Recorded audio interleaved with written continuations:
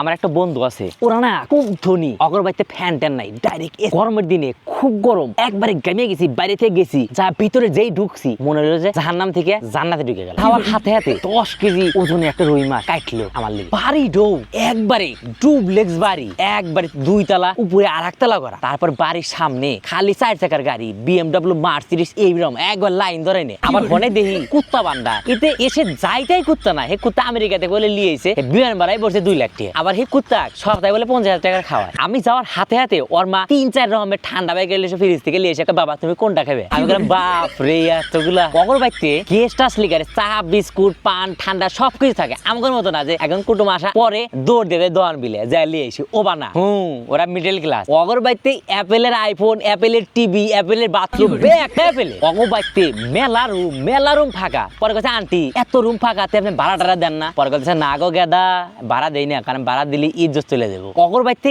এবা না যে বাদ বাইরে কবো যে আইসো গেদা খাও। আর অগরে যদি একটু খারাপ লাগে না, ওরা কি করবো কবো কি সিঙ্গাপুর, মালয়েশিয়া, মালদ্বীপ এইসব জায়গায় ঘুরবে যাবো। ও আমারে কইছে তুই খালি সিগনেচার ডো হেকে, তারপরে মাসে 5 লাখ টাকার চাকরি, তখন টেনশন করা লাগবে না, আমি দিব।